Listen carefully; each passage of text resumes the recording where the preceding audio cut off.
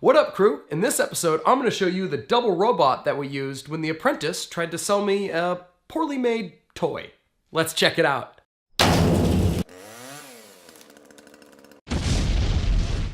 Joe P. Kirchma here, and this t-shirt segment is brought to you by Langlet's Leathers. So some of the ladies from The Apprentice, the British version, came by the office and wanted to see if we were interested in some robots. I wanted to show my colleague as well, but he was in Portugal.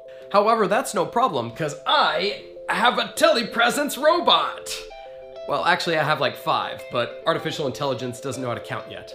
It's basically an iPad on a Segway, and it can be controlled anywhere, as long as there's good Wi-Fi and no stairs. Now in the robotics world, this is as simple as it gets, so we didn't think much of it when the women showed up. Now I wasn't expecting that they were going to bring R2-D2 or Wally, but if you haven't seen the episode, don't get too excited. Okay, so I recorded all this footage a lot earlier, but the BBC's taking a long time to get back to me, and I'm not gonna wait anymore. If you wanna watch it, it's season 13, episode 3, called Robots. I'm at the 30-minute mark. Have a look. However, the guys from the Grand Tour also used this exact same robot for a little segment that they recorded a lot earlier. And it's free for the public to see. It's also a lot funnier, so let's watch that instead. Ladies and gentlemen, would you please welcome into the studio?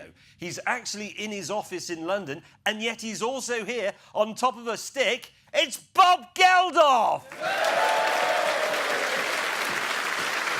We're going to say hello to Bob. I can't say hello to Bob! He's coming, hang on. Oh my God, he's going circus! It's Bob Geldof, everybody! Hello, Bob, where have you gone? Bob, we're over here, Bob! Bob!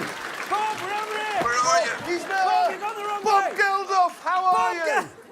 Yes, happy Christmas! Oh, Are you having a word, good Christmas, Bob? oh no, he's Bob, ladies and gentlemen. Bob Geldof is lost. It's gone in the wrong direction.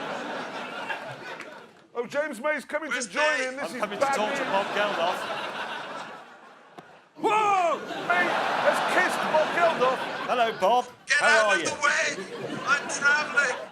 Yeah, the Grand Tour is much better. Alright, now we can get back to talking about The Apprentice and, more importantly, the double. Now to tell you the truth, we were actually much nicer than we were portrayed. For example, we spent an hour with them trying to figure out the right market for this particular product, but it just wasn't something for us. Oh, and I can also promise there wasn't a moment of awkward silence. Awkward moments? Sometimes. Silence? Never. Now, do editors want to show that boring footage? Nah. But the editors did a good job of making it entertaining. As they left, we could have loaned them the double, and they might have had better luck showing this off.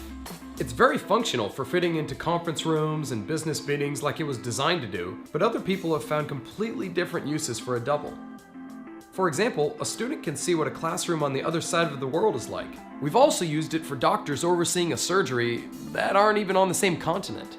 And on the flip side, we've actually used it for a bedridden patient in Ireland to drive around a museum in London, taking as much time as she wanted to see the paintings.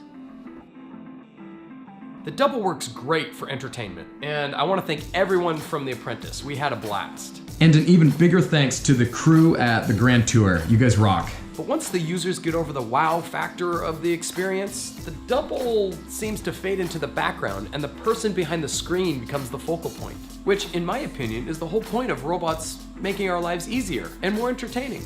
Until they take over! Ah!